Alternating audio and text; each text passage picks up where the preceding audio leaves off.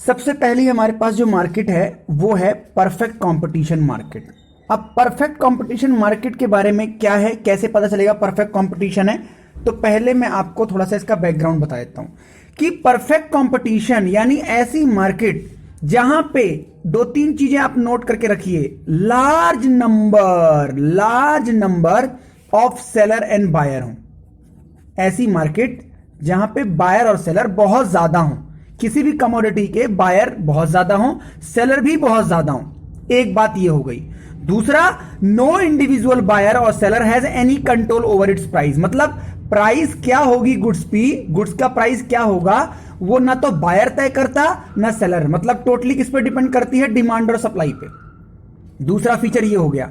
और product is homogeneous and determine by the force of market demand and supply. और product कैसा है, मतलब प्रोडक्ट ऐसा है कि लगभग सारे सेलर एक ही टाइप का प्रोडक्ट दे रहे हैं। जैसे मैं अगर बात करूं चिप्स एक ऐसी कमोडिटी है, अगर खरीदने जाओगे तो लेस भी दे रहा है, अंकल चिप्स भी दे रहा है, और कुछ और कंपनीज भी चिप्स बना रही हैं।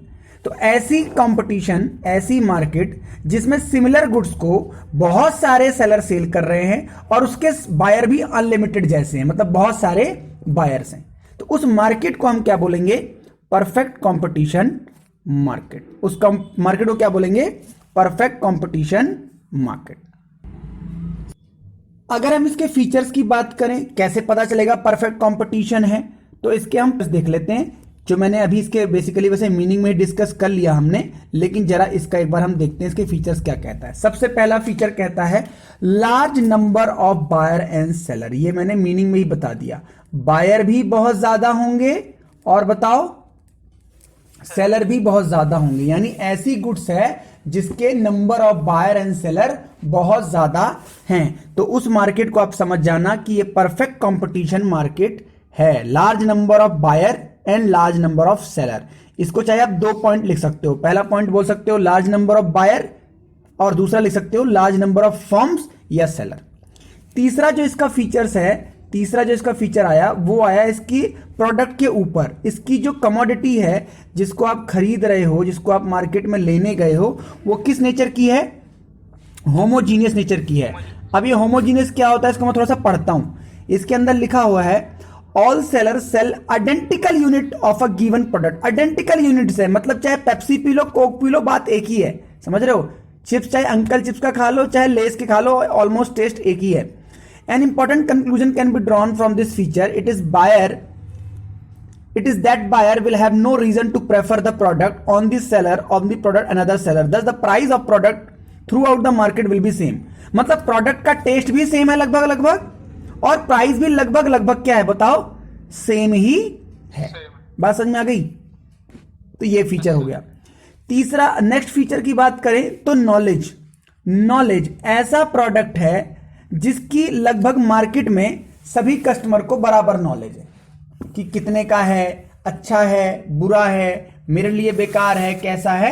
मार्केट में सबको बराबर नॉलेज है, मतलब प्रोडक्ट के बारे में अवेयरनेस सबको है। इतना समझ में आया, राइट। उसके बाद है फ्री एंट्री एंड एग्जिट। ये किसके एंगल से है, ये है सेलर के एंगल से। मतलब एक इंडस्ट्री है, नया सेलर आता है, नया सेलर चला जाता है। जैसे मान लो कोचिंग इंडस्ट्री मान के चलो, रोज एक नए ट्यूशन सेंटर खुलते हैं, कोई सालों तक पढ़ाते हैं और एग्जिट हो जाते हैं, मार्केट से खत्म हो जाते हैं।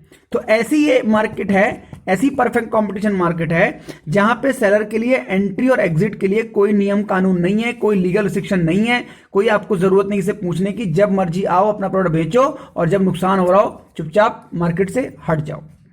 ठीक है। नेक्स्ट फीचर की बात करें। नेक्स्ट फीचर कहता है independent decision making and freedom from checks. मतलब डिसीजन मेकिंग आपके ऊपर है। डिसीजन मेकिंग में गवर्नमेंट का कोई रोल नहीं है, कोई रिस्ट्रिक्शन नहीं है। जैसे आपको कितने का सामान बेचना है, आप फ्री हो, आपको डिस्काउंट देना है, फ्री हो, समझ रहे हो। यानी इंडिपेंडेंट डिसीजन मेकिंग है। कोक अपनी मर्जी चलाएगा, पेप्सी चलाएगा, लेकिन हम मार्केट को देख के ही चलाएंगे, वरना क्या होगा, पेप्सी प्राइस बढ़ाएगा तो हमने पढ़ रखा है सब्स्टिट्यूट गुड्स में, अगर एक वस्तु की प्राइस बढ़ती है कस्टमर क्या करता है, दूसरे पे चले जाएगा। तो ऐसी गलती जाहिर सी बात है कोई नहीं करेगा। नेक्स्ट फीचर क्या है, परफेक्ट मोबिलिटी मोबिलिटी का मतलब क्या होता है? देखिए, मोबिलिटी का मतलब होता है कि फैक्टर ऑफ प्रोडक्शन, मतलब फैक्टर ऑफ प्रोडक्शन पूरी इंडस्ट्री में सेम है। मतलब जो लागत लगती है प्रोडक्ट को बनाने की वो लगभग लगभग सबके लिए सेम है। मतलब पेप्सी की बोतल को पैक करने तक जितना खर्चा कोक का आता है उतना पेप्सी का भी आता होगा। यानी फैक्टर ऑफ प्रोडक्शन ऑलमोस्ट सबके लिए क्या है? सेम है। Factor will move to that industry which pay the highest remuneration. अब इसमें यह भी चीज है क्या, जहां पे जो इंडस्ट्री, जो कंपनी ज्यादा पे करेगी अपने लेबर को, अपने एम्प्लॉय को, एम्प्लॉय वहां भगा चला जाएगा। समझ रहे हो? अगर पेप्सी में तुम्हें जॉब मिले और एक जगह कोक बुलाए तो तुम किस में जाओगे? जहां सैलरी बताओ ज्यादा हो। दूसरा एग्जांपल ले लो, ध्रुव सर पढ़ा रहे हैं और कोई और सर पढ़ा रहे हैं, कहां चाहोगे तुम? जहां फीस कम हो और अच्छा पढ़ाया जाए। तो यह है मोबिलिटी, मतलब चॉइसेस बहुत ज्यादा हैं। ठीक है, नेक्स्ट देखें। अगला कहता है नो एक्स्ट्रा ट्रांसपोर्टेशन कॉस्ट, यानी आपको ट्रांसपोर्ट का खर्चा नहीं उठाना पड़ेगा, इसके लिए सरकारी व्यवस्था है। मतलब सड़कें आप सरकार की यूज कर सकते हो, मतलब ट्रांसपोर्टेशन पे कोई खर्चा नहीं है। For one price to prevail throughout the market, no extra transport cost for the consumer while buying the commodity from different seller, यानी कोई ट्रांसपोर्ट का अलग से खर्चा नहीं देना पड़ता अंडर दिस मार्केट। ये हमारे पास एक पूरा फीचर का डिस्कशन हो गया। कौन सा डिस्कशन था किस मार्केट का? बताओ, परफेक्ट कंपटीशन मार्केट। अब देखते हैं दूसरे टाइप की मार्केट, मोनोपोली मार्केट। पहला हमने देख लिया परफेक्ट कंपटीशन, अब हम लोग बात करते हैं ये मोनोपोली मार्केट क्या होती है। मोनोपोली का मतलब होता है एक ऐसी मार्केट जहां पे कहीं ना कहीं सेलर की मनमर्जी चल रही है, सेलर अपनी मर्जी चला रहा है। तो यहां पे हम कह सकते हैं सिंगल सेलर है, कोई ऐसी वस्तु जिसके सेलर ही कम है, या बोले तो सिंगल सेलर है, जहां पे परफेक्ट सब्स्टिट्यूट नहीं available, no close substitute in the market. यहां पे सब्स्टिट्यूट नहीं है, मर्जी है तो लो, सेलर बोल रहा है वरना मत लो, ये ऐसी मार्केट है। तो इसका मतलब वो कहीं ना कहीं क्या है? मोनोपोली का मतलब होता है कि ऐसी मार्केट जहां पे मोनो मतलब होता है कि ऐसी मार्केट जहां पे सिंगल सेलर है, कमोडिटी वही बना रहा है, वही प्राइस डिसाइड कर रहा है, आपको जरूरत पड़ रही है आप ले रहे हो, कम भी ले रहे हो ज्यादा भी ले रहे हो, कोई सब्स्टिट्यूट इसका अवेलेबल नहीं है। इसका बेस्ट एग्जांपल क्या दे सकता हूं मैं? Indian railway. बताओ, इंडियन रेलवे सिर्फ गवर्नमेंट का एंटरप्राइज है। आपको कहीं भी जाना है इंडिया में, रेल से यात्रा करनी है तो टिकट कौन बुक कराएगा? IRCTC, है ना? कोई सब्स्टिट्यूट अवेलेबल नहीं है। लेकिन फ्लाइट से जाना है अगर, तो बताओ, फ्लाइट में तो सब्स्टिट्यूट अवेलेबल है। स्पाइस जेट बढ़ा देगा तो तुम इंडिगो की ले लो, इंडिगो बढ़ाएगा तो तुम एयर एशिया की ले लो, बहुत सारे विकल्प है। तो मोनोपोली आप समझ गए, जहां पे क्या है? सिंगल सेलर है, प्रोडक्ट ऑफर कर रहा है, मन मर्जी प्राइस चार्ज कर रहा है, आपको लेना है तो लीजिए वरना नहीं लीजिए। आगे देखें आप, फीचर्स की बात करें इसके। Features of monopoly market. अब जितना समझाया उसी के क्रक्स के पॉइंट को उठा लो। तो पहला क्रक्स क्या निकल के आया जब मैंने समझाया? वन सेलर या बोले तो सिंगल सेलर, और इसका उल्टा बायर क्या है? Large buyer. यार टिकट भले IRCTC बुक कर रहा है बट इंडिया में पूरे लोग ट्रेवल कर रहे हैं, है ना? तो बायर ज्यादा है लेकिन सेलर क्या है? One seller. दूसरा, अब तुम खुद बताओ, यहां पे एंट्री आसान होगी या रिस्ट्रिक्टेड होगी? बताओ। एंट्री रिस्ट्रिक्टेड होगी, यहां पे एंट्री रिस्ट्रिक्टेड। कोई दूसरा अपनी ट्रेन नहीं चला पाएगा, समझ रहे हो? लाइसेंस लेना पड़ेगा या आपको गवर्नमेंट की परमिशन लेनी पड़ेगी, ऐसी मार्केट है ये मोनोपोली। नेक्स्ट है सब्स्टिट्यूट होगा या नहीं होगा? No close substitute. क्या मैंने पढ़ाया? No close substitute. अगर मर्जी चाहो कि ये ना लेके वो ले लो, विकल्प नहीं है। बात समझ में आ गई? नेक्स्ट है हमारे पास फुल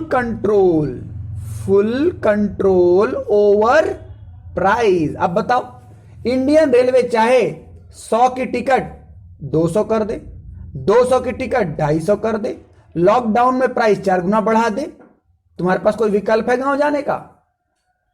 नहीं है। तो यह है full control over price. Next हमारे पास पॉसिबिलिटी ऑफ प्राइस डिस्क्रिमिनेशन। अब बिल्कुल प्राइस डिस्क्रिमिनेशन कैसे हो सकता है बताओ। अब जैसे मान लीजिए पूरे इंडिया में मान लीजिए ध्रुव सर ही एक ऐसे टीचर हैं जो ऑनलाइन टैली का कोर्स करा सकते हैं, ई अकाउंटिंग का, और कोई इंस्टीट्यूट नहीं करा सकता। अब बताओ, मैं प्राइस पहली बात तो मनमर्जी चार्ज करूंगा, और दूसरा यहां पे है पॉसिबिलिटी ऑफ डिस्क्रिमिनेशन। मतलब हो सकता है एक बच्चे से थोड़ा कम, एक बच्चे से डबल, मतलब समझ रहे हो, पूरी मार्केट में मेरी चल रही है।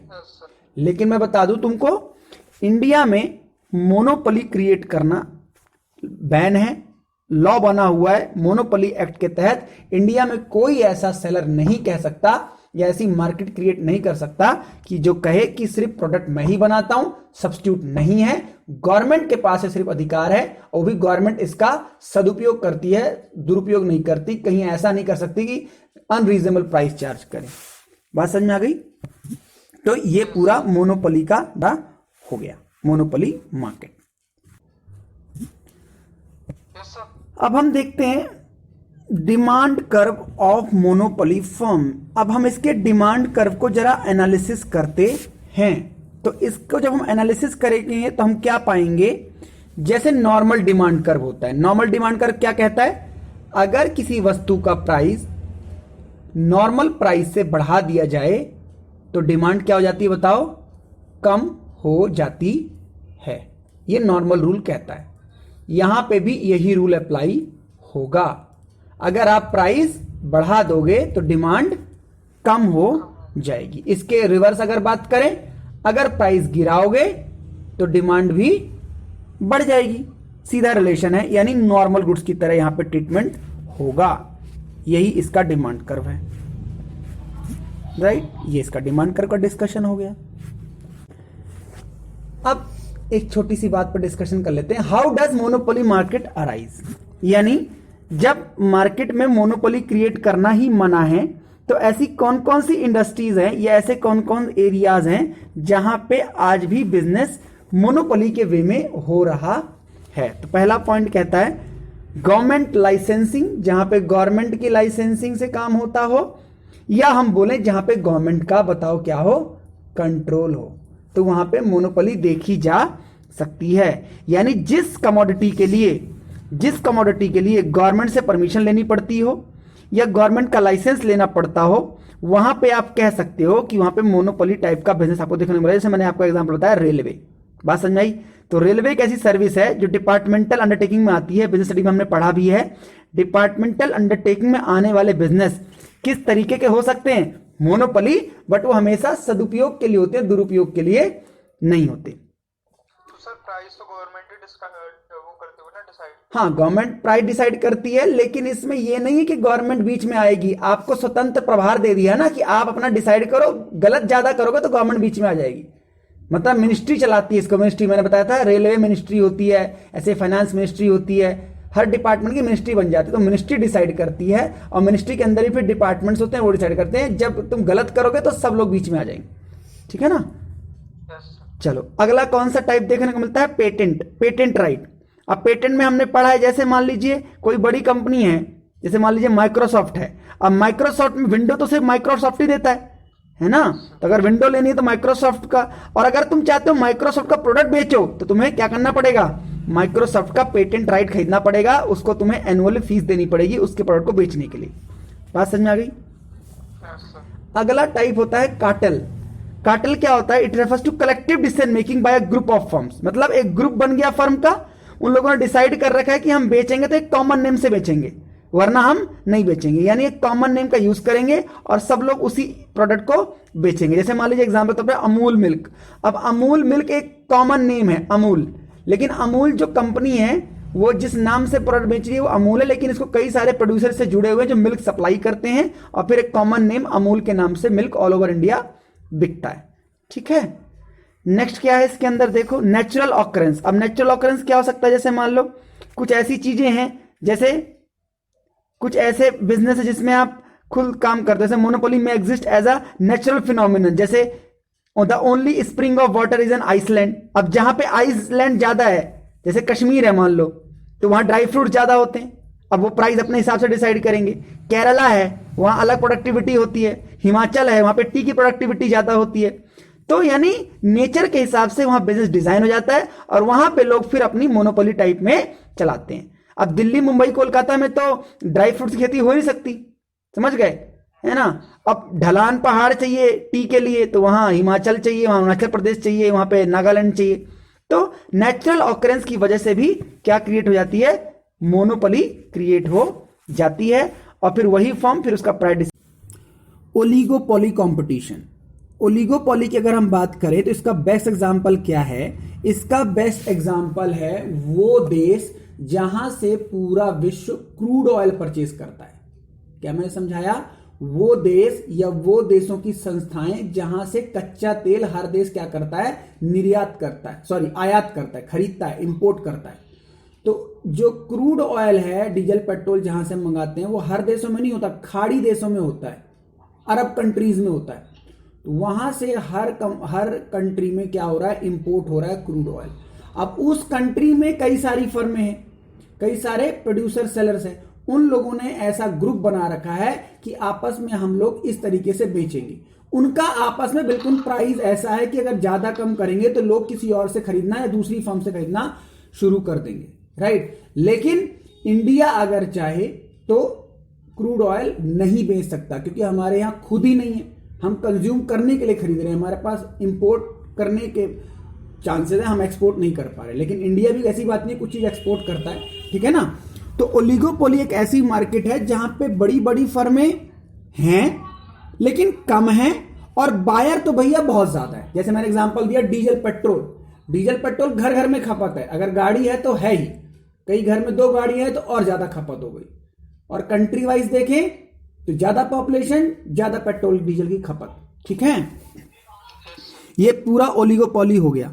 अब यहां पे एग्जांपल क्या हो सकता है, there are only a few car producer in the Indian auto market, Toyota, Ford हो गई, जीएम हो गई, ऑडी हो गई, बीएमडब्ल्यू हो गई, फॉक्सवैगन हो गई, और सम वेल नोन ब्रांड्स। अब इन सबके पास क्या है, एक थोड़ा थोड़ा मार्केट शेयर है, समझ गए। मारुति का थोड़ा शेयर है, थोड़ा फॉक्सवैगन का है, थोड़ा मर्सिडीज का है, थोड़ा बीएमडब्ल्यू का है। ये सारी कंपनियां लोगों को गाड़ियां बेचती हैं, किसी की ज्यादा बिकती है, किसी की कम बिकती है, किसी की महंगी बिकती है, किसी की सस्ती बिकती है, किसी की रेगुलर बिकती है, किसी की एक सीजनल में बिकती है। तो ये एक ओलिगोपोली मार्केट के अंदर आ गया। आपको अलग अलग प्राइस देखने को मिलेंगे, अलग अलग ब्रांड देखने को मिलेंगे, अलग अलग मॉडल देखने को मिलेंगे, है ना। लेकिन जब बात करेंगे तो कार बनाने वाली कंपनियां एक लिमिटेड वे में है, मतलब ऐसा नहीं कि हर घर में कार की खपत है और नॉर्मली कार बनाने की फैक्ट्रियां भरी पड़ी, ऐसा नहीं, ठीक है। अब हम बात करते हैं फीचर्स ऑफ ओलिगोपोली। कैसे पता लगाएंगे कि सामने वाली फर्म ओलिगोपोली है। देखो पहला कहता है small number of big firms. Small number, कम है बड़ी फर्मों की तादाद, बड़ी बड़ी फर्में की संख्या कम है। तो इसके अंदर है a few firms large in size dominate the market for a commodity, each firm commands a significant share in the market, it enjoy partial control over price through brand loyalty. जैसा मैंने बताया, कार का पूरा अगर देखें तो car में अगर इंडिया की बात करें तो ज्यादातर लोग मारुति के ज्यादा आपको व्हीकल्स मिलेंगे। फिर हम बात करें टू व्हीलर में तो हीरो के मिलेंगे आपको, फिर होंडा के मिलेंगे, फिर ऐसी स्कूटी में ब्रांड में जाओगे तो अलग अलग कंपनी के मिलेंगे।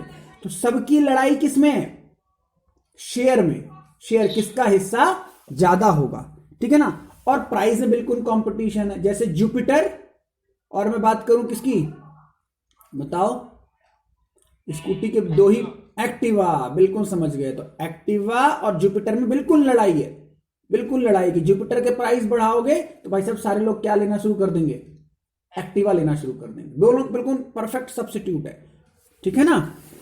तो ये हो गया। हाई डिग्री ऑफ इंटरडिपेंडेंस है, जैसे मैंने ही बताया आपको, बिल्कुल इंटरडिपेंडेंस है। अगर स्कूटी लेनी है तो भैया तो जुपिटर या एक्टिवा, एक्टिवा महंगी है मत ले, आजकल उसके प्राइस बढ़ रहे हैं, जुपिटर ले ले, ऐसा हो जाएगा, ठीक है।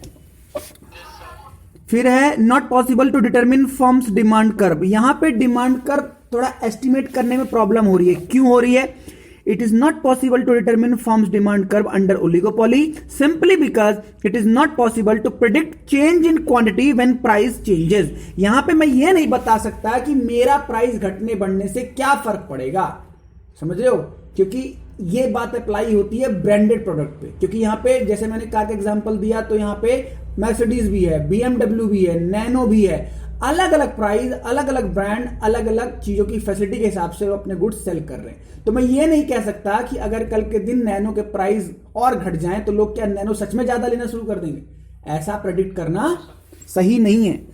समझ रहे हो? फॉर्मेशन ऑफ कार्टेल, कार्टेल का मतलब क्या होता है? कार्टेल का मतलब होता है सेलर प्रोड्यूसर का ग्रुप बन जाना। जैसे मैंने बताया, क्रूड ऑयल बेचने वाले देशों की जो फर्में हैं, जो कंपनियां हैं, उन्होंने आपस में ग्रुप बना रखा है, ठीक है ना। ओपेक बोलते हैं उसे, ओपेक शॉर्ट फॉर्म में बोलते हैं, ओपेक कंट्रीज, ठीक है। तो उन्होंने ग्रुप बना रखा है कि हम मिलके इंडिया में या अलग कंट्रीज में इस प्राइस पे बेचेंगे, तू कम मत करियो अपना प्राइस। समझ गए?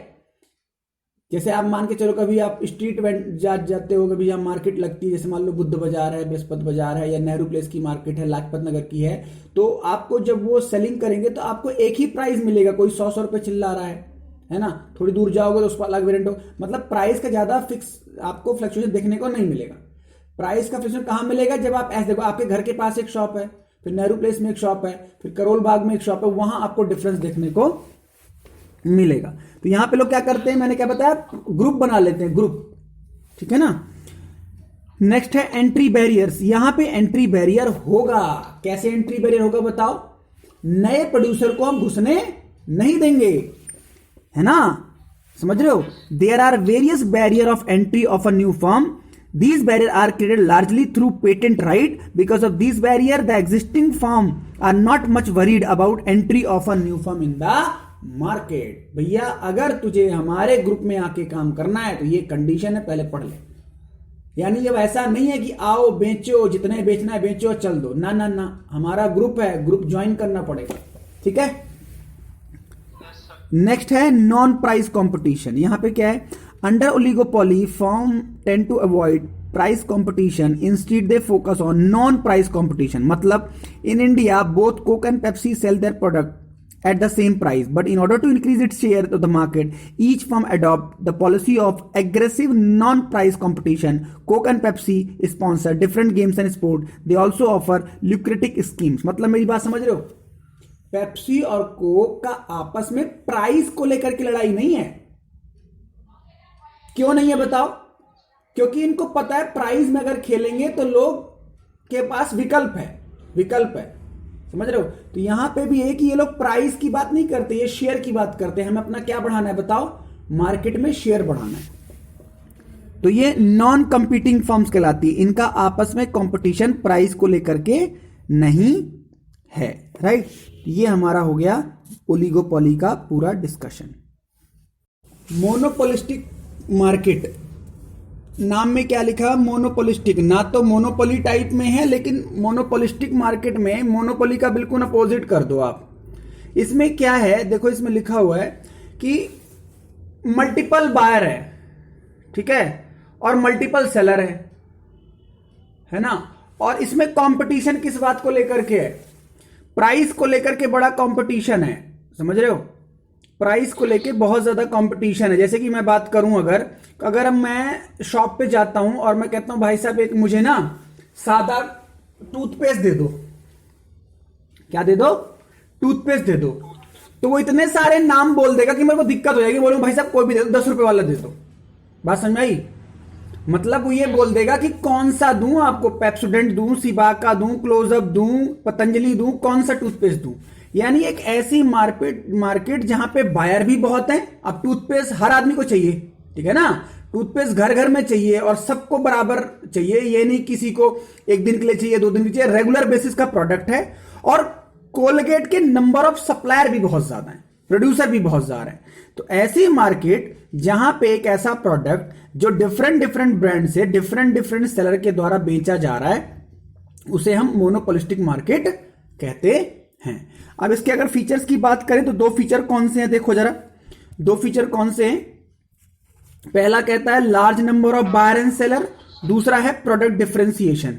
सारे फीचर 1 बाय 1 देखते हैं। पहला लिखा है large number of buyer and seller. ये मैंने समझा दिया मीनिंग में। बायर भी बहुत है, खरीदार भी बहुत बैठे हुए हैं, और बहुत सारे कौन है? सेलर भी बैठे हुए हैं बेचने के लिए। एक ऐसी मार्केट है। प्रोडक्ट डिफरेंशिएशन क्या है? प्रोडक्ट डिफरेंशिएशन का मतलब क्या हो गया? इतने ज्यादा सब्स्टिट्यूट अवेलेबल हैं कि अगर कोलगेट थोड़ा सा प्राइस बढ़ा देगा तो सब लोग क्या यूज करना शुरू कर देंगे? पेप्सोडेंट लेना शुरू कर देंगे, सिबाका लेना शुरू कर देंगे, यानी उसके प्रोडक्ट से दूरियां बना लेंगे। यह है प्रोडक्ट डिफरेंशिएशन। और कभी कभी तो ऐसा भी होता है कि एक ही कंपनी है, कंपनी एक ही है, लेकिन वो क्या कर रही है? डिफरेंट डिफरेंट नेम से प्रोडक्ट बेच रही है टूथपेस्ट ही, पता चला आईटीसी कंपनी है और उसी का ये प्रोडक्ट है, उसी का ये प्रोडक्ट है, मतलब प्रोडक्ट एक ही है, अलग अलग नाम से। सोप है, सोप अगर देखोगे तो सारी आईटीसी कंपनी बनाती है। तुम ले लो, लिरिन ले लो, या जितने भी साबुन आप यूज करते हो मोस्टली कंपनी आईटीसी बनाती है, समझ रहे हो? यानी कंपनी अपने ही नाम से अलग अलग प्राइस तय करके क्या कर रही है? गुड्स के मार्केटिंग कर रही है, ठीक है ना? ये फीचर हो गया। उसके बाद तीसरा फीचर है सेलिंग कॉस्ट। इसके अंदर क्या लिखा हुआ है? Each firm has to spend a lot of advertisement of its product. अब बताओ खर्चा क्यों करना पड़ता है प्रचार का? क्योंकि मार्केट में सब्स्टिट्यूट बहुत अवेलेबल है। अगर प्रचार नहीं करोगे तो तुम्हारे गुड्स को कोई जान ही नहीं पाएगा और अल्टीमेटली तुम्हारी क्या हो जाएगी? डिमांड कम हो जाएगी। इसलिए तुम्हें सेलिंग एक्सपेंडिचर बहुत ज्यादा करना पड़ता है। बात समझ में आई? अब फोर्थ फीचर क्या है इसका? देखो, डाउनवर्ड स्लोपिंग डिमांड कर्व। इसका मतलब क्या है? डिमांड कर्व डाउनवर्ड स्लोपिंग क्यों बन रहा है? ये सीधा है डिमांड कर्व जैसे बनता है, मतलब प्राइस जहां बढ़ाया डिमांड क्या हो जाएगी? कम। और डिमांड बढ़ानी है तो प्राइस क्या करना पड़ेगा? बोलो, गिराना पड़ेगा। इसीलिए इसका जो कर्व बनता है वो कैसा बनता है? बताओ, डाउनवर्ड स्लोपिंग कर्व बनता है। नेक्स्ट फीचर देखो, freedom of entry and exit. Freedom of entry मतलब भैया मार्केट खुली हुई है ना? एक दिन सेलर आया, प्रोडक्ट दिखाया कस्टमरों को, मैं 5 रुपए में दे रहा हूं, 5 रुपए में भाई जा तू बेच रहे जितना बेचना है। यहां पे तेरे जैसे लाखों आए, लाखों चले गए, समझ रहे हो? मार्केट में बहुत लोग आते हैं, आके कंपटीशन में सर्वाइव करते हैं, चले जाते हैं। बात समझ में आ गई? इजी एंट्री है, इजी एग्जिट है। नेक्स्ट है lack of perfect mobility. Lack of perfect mobility, mobility का मतलब मैंने बताया था फैक्टर ऑफ प्रोडक्शन, लागत क्या है? Factor of production lack perfect mobility, accordingly different prices prevail for the same factor in the market. मतलब टूथपेस्ट है, काम सबका एक ही है, दांत सफेद करना, और सफेद कोई भी नहीं कर सकता, थोड़े बहुत बदबू मिटा रहे हैं बस, लेकिन नाम का पैसा अलग अलग ले रहे हैं, समझ रहे हो? पतंजलि अपने नाम का पैसा ले रहा है, कोलगेट कह रहा है हम 50 साल से बेच रहे हैं, अपने नाम का पैसा लेंगे, पेप्सोडेंट अपने नाम का पैसा ले रहा है, कोई नया आ गया और 5 रुपए का दे रहा है। बात समझ में आ रहा है? सबकी लागत अलग अलग है, इसीलिए सबका प्राइस भी बोलो अलग अलग है। नेक्स्ट है lack of perfect knowledge. Perfect knowledge का मतलब क्या है? कस्टमर जो है वो प्रोडक्ट के बारे में ज्यादा नहीं जानता, ज्यादा अवेयरनेस नहीं है, इसलिए वो एक बार तो जरूर खरीदता है, खरीदने के बाद या तो वो कंटिन्यू करेगा या दूसरे प्रोडक्ट में स्विच कर देगा। लैक ऑफ परफेक्ट नॉलेज है about the product and product use, right? ये हमारा पूरा हो गया मोनोपोलिस्टिक मार्केट का डिस्कशन, राइट?